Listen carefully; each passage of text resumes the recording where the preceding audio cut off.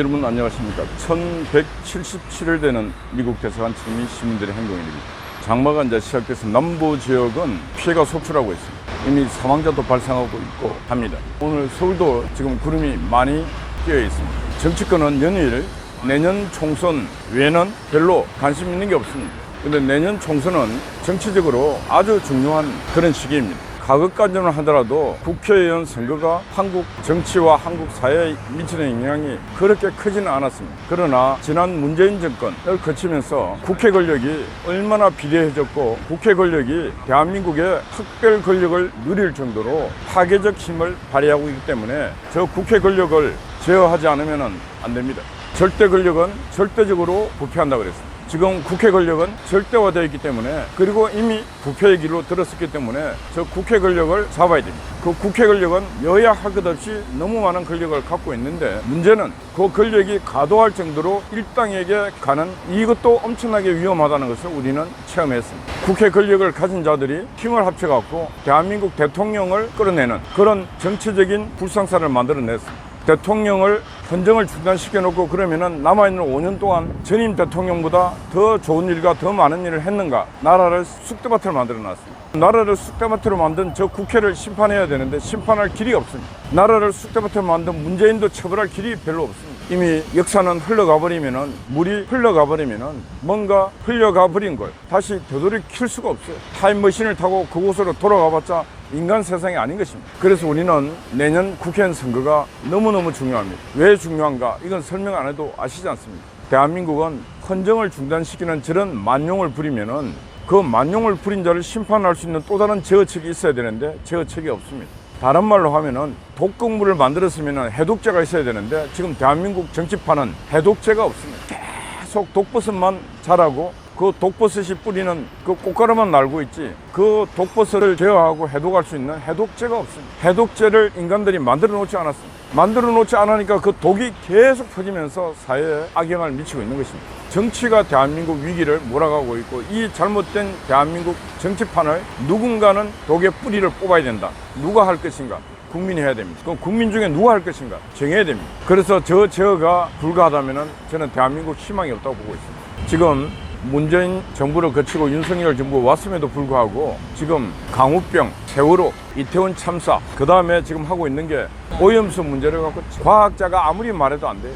상식 있는 자가 아무리 말해도 안 돼. 아니 지금 방류해도 태평양을 돌아서 오는데 1년이 넘게 기다리는데 소금 사재기 하고 있는 이 미친 국민들, 국민을 미치게 만드는 이 독버섯들 한심합니다. 그래서 제가 어제 헌법재판소 앞에 갔습니다. 이상민 행안부 장관 탄핵, 국회가 탄핵시켜 놓은 게 이제 마지막 어제 변론기일이었어요. 이제 다음 달에 판결을 내린대. 탄핵 기각인지 인용인지. 저 사법부도 양심이 있고 인간이고 겁이 있다면 탄핵은 기각시켜야 됩니다. 근데 만약 탄핵 인용하는 순간에 이제 국민들이 들고 일어나서 저 헌법재판관들 반드시 심판할 날이 있을 것입니다. 저는 어제 그 자리에서 그랬습니다. 대한민국 땅에서 일어나고 있는 많은 정치적 일이 사실이냐 거의 사실이냐, 이걸 갖고 싸우는 것이 아니고, 정치 전쟁은 딱 시작되면은 사실과 거짓을 갖고 싸우는 것이 아니고 일단 전쟁을 붙으면 이겨야 된다는 거예요. 그걸 갖고 싸우기 때문에 진실론을 갖고 얘기하면 안 된다. 그래서 어떻게 해야 되는가? 무조건 붙으면 정치가 일으킨 불은 무조건 다른 정치가 불을 꺼야 됩니다. 불을 끄는 방법은 동원할 수 있는 최대한 모든 걸 동원해야 된다. 진실도 동원해야 되고, 힘도 동원해야 되고, 무력도 동원해, 모든 걸 동원해서 싸워서 박살을 내야 됩니다. 그래야 넘어가는 거지. 아, 이게 진실인데 왜 그러냐? 그런 거 해보면 안 돼요. 이 정무적 판결과 정치적 판결은 이 팩트, 사실에 앞섭니다. 정치 전쟁 판에서는. 학문의 세상에서는 진실과 거짓을 싸우겠지만 정치 전쟁은 거짓을 놓고 싸우면 하수 중에 한수죠. 그러니 맨날 국민의힘당이 맨날 지는 것입니다. 성주 사드 계담을 만들어서 전자파가 참여를 녹이고 뭐 한다고 할 때, 야, 그럴 수가 어디 있냐고. 맨날 그래 하면 안 된다니까. 성주에 가서 그들이 100명이면 여기도 100명, 200명, 300명 싸워야 되는데 안 싸웠잖아요. 총리가 가서 밀가루 덮어쓰고 옷을 뺏기고 별 쇼를 하고 있는데, 그때 경찰력 투입해서, 아니 한나라 총리에게 그런 짓을 했는데 그걸 경찰력, 법을 동원해서 해야 될 거 아닙니까? 안 했어. 안 하니까 계담은 계속 퍼지는 거예요. 국민이 부여해준 공권력이 있음에도 불구하고 그 공권력 행사를 못하고, 국민이 부여해준 모든 국회의원들이 입이 있음에도 불구하고, 아, 가서 말이야 봉변 당할까봐 안 가. 그래야 안 되는 겁니다. 정치 전쟁판은 총알 없는 전쟁이기 때문에 싸워야 된다니까요. 그래서 적어도 국민의힘당은 이제 내년에 정치 전쟁이 본격적인 대전쟁이 시작되는데 이 전쟁판에 이 병사들을 어떻게 모집하고 징병을 해서 어떻게 싸울 것인가 그 작전을 지금부터 잘 짜야 됩니다. 오늘 조선일보가 신문을 보니까 자객공천이란 말입니다. 자객공천. 우리 자객이라는 건 옛날에 칼 들고 사람 죽이는 자객 있잖아요. 그 자객공천하겠다. 자객공천의 인물 중에 1번이 한동훈, 원희룡, 윤희숙 3명 정도 괜찮습니다. 자객할 만한. 그 자객공천은 어떤 거냐? 만약에 안민석이 같은 놈이 있어. 안민석이 그냥 호주 대갈처럼 사선인가 하고 있습니다. 그거 아무도 가도 안 되잖아요. 근데 거기 가서 한동훈이가 한다. 그러면 이제 싸워서 이긴다. 그걸 이제 자객공천. 그래서 아주 강력한 곳에 그들을 보내서 전쟁을 치러서 이기게 만들겠다. 자객공천. 어떻게 지금 자객수를 늘려갖고 공격을 합니다. 타격 공격. 딱 아무나 하지 말고 이재명이 나왔다. 그럼 이재명을 한 방에 보낼 수 있는 사람 보내야 돼요. 그때도 이재명이 인천에 나갔을 때 그때도 윤희숙이를 자객으로 보냈으면 윤희숙이 이겼다니까. 그건 또 얼토당토하는 그 동네 의사하고 천하의 이재명하고 동네 의사하고 싸우라는 게 말이 되냐고. 그걸 공천했던 놈, 그런 놈을 목을 자르야 돼요. 전쟁 지도를 그릴 줄도 모르는 놈, 지도를 볼 줄도 모르는 놈, 그런 놈에게 전쟁을 맡기니까 지는 겁니다.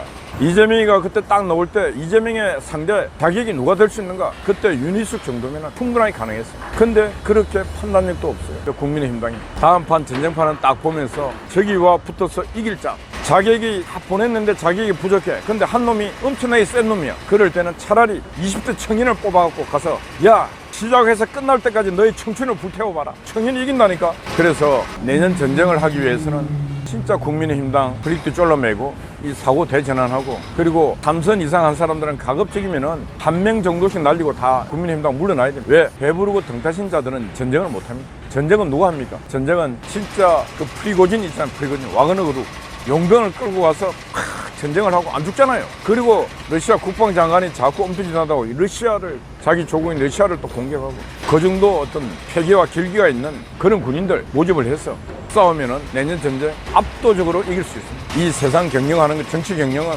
천하의 인재를 볼 줄 알고 인재를 영입하는 그게 정치파는 제일입니다. 단원을 볼 줄도 모르고 사람 영입할 줄 모르는 그런 집단은 죽은 집단이에요. 끊임없이 삼성, LG, 현대 이런 기업들이 끊임없이 고민하고 있는 것은 인재 영입입니다. 인재 영입. 뛰어난 인재를 어떻게 하면 영입할 수 있는가? 뛰어난 인재에게 수조 원을 주더라도 영입하는 거. 저 축구판 보세요. 축구. 영국 프리미엄 리그 축구판 보세요. 수백억을 주잖아요. 미국 야구, 프로야구 봐요. 수천억을 주잖아요. 이번에 사우디아라비아가 스포츠, 석유 다음으로 이제 앞으로 스포츠 투자하겠다 해서 호나우도에게 5천억을 줍니다. 국민의힘당이 되려면 바로 스포츠 구단주 같은 그런 생활을 갖고 늘 인재를 찾아요. 어디에? 우리 구단에 와서 뛸 선수가 어디 있는가? 그걸 찾고 삼성이나 현대나 LG처럼 삼성맨, LG맨, 현대맨 찾듯이 인재를 그렇게 영입하면은 대한민국 정치판은 완전히 변화가 일어나고 희망이 생기는 것입니다. 예, 꼭 그렇게 해주기를 바랍니다. 저희들이 운영하는 인사동 뜨락이라고 하는 식당에서 위기의 보수, 길에서 답을 찾다. 그래서 제가 제목을 내자, 제가 없는 사자를 만들었습니다. 정치 도답, 정치 길에서 답을 찾다. 그래서 지금부터 이제 정치인들을 초청해서 시민사회와 소통과 공감의 시간을 갖도록 좀 준비하고 있습니다. 회비는 10,000원입니다. 오셔갖고 질의응답도 하시고 소통과 공감하시면서 식사도 하시고 갈 수 있는 그런 준비도 하고 있습니다. 그리고 제가 얼마 전에 예도연구원 박수영 원장에게도 제가 말을 했는데 저 말을 이해하고 알아먹었으면은 예도연구원이 진짜 큰 역할을 해야 됩니다. 그럼 이 정부의 윤석열 정부의 통치 비전과 통치 철학을 빨리 세우라 그랬어요. 통치 비전과 통치 철학이 눈에 안 보인다. 뭔가 빨리 뒷발을 올려라. 그래서 제가 엑사이저 신뢰를 다 얘기했어요. 이승만 대통령은 건국, 호국, 남북 통일, 북한 인민의 해방. 이승만 대통령 재임 기간 12년 동안에 그 원대한 슬로건, 그 슬로건 자체가 거대했습니다. 왜? 이승만 대통령은 거대한 인물이었기 때문에. 이승만 대통령 미래를 볼 수 있는 예지력도 있습니다. 금년에 한미동맹 70년인데 한미동맹 조약을 체결하고 났는데 이승만 대통령 딱 한 말이 있습니다. 이 조약으로 후대가 평화롭게 발전적으로 혜택을 누리고 있잖아요. 이 이승만 대통령은 위대한 예지력이었습니다. 그리고 이승만 대통령이 아니었으면 한미동맹 조약 체결은 불가했습니다. 왜? 어느 나라가 그 세계에서 제일 강대한 나라가 세계에서 제일 거지 같은 나라고 친구가 되겠습니까? 근데 이승만 대통령은 당당하게 요구했습니다. 우리는 전쟁 종기를 원하지 않는다. 우리는 끝까지 북진해서 저 북한에 있는 인민을 해방해야 된다. 그럴 때 국제사회에서 전쟁을 종결하자. 자, 전쟁 종결하는 대가로 그럼 너희들이 다시 북한이 공산당에 공격해 올 때 너희들은 어떻게 할 것인가? 그 한미 조약은 북한이 공격을 외세가 공격 오면 미국은 즉각 개입한다.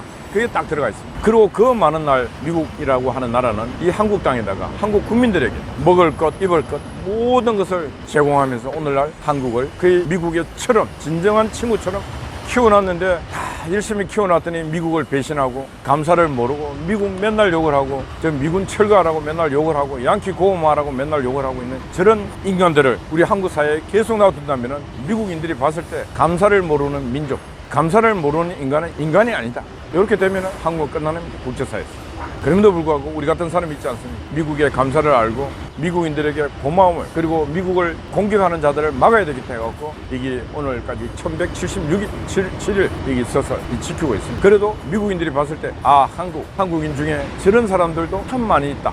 그래서 우리가 한국을 앞으로 한미동맹 조약은 항구하게 가도 괜찮겠다. 이런 생각을 갖게 만들어야 되지 않습니까? 왜? 언제까지? 우리가 세계 넘버원, G1, G2 국가 정도 될 때까지 되더라도 우리는 미국의 은혜를 갚아야 돼. 기나긴 세월 이 혜택 받은 거. 은혜를 아는 그런 민족, 그런 국민이 돼야 된다. 이런 말씀을 드리고 하여튼 국민의힘당 예도연구원은 통치 비전과 통치 철학을 빨리 세우라. 윤석열 정부에 박정희 대통령은 경제보국, 이 가난한 국민을 어떻게 먹여 살릴까? 박정희 대통령은 그걸 이루었어. 전두환 노태우 대통령은 그 힘을 갖고 이제 한국이 더 이상 우물한 개구리 아니고 세계로 나가야 되겠다. 올림픽을 유치하면서 국방정책을 내걸고 한국의 세계화를 완성시켰습니다. 그 다음 대통령들은 한 게 아무것도 없어. 그러니까 윤석열 대통령은 그 다음 대통령이 못했던 걸 딱 만들어낼 수 있는 그런 대통령. 그게 되기 위해서는 국정 철학과 통치 철학과 통치 비전을 깃발을 올려야 된다. 그런 말씀을 제가 드리는 것입니다. 어제 낮부터 또 밤까지 우리 한가희님이 풀로 또 수고하셨습니다. 감사드립니다. 아침 일찍 또 송화제 언제나 변함없이 와서 호수의 문을 지키고 있습니다. 함께 해 주시는 여러분들 감사합니다.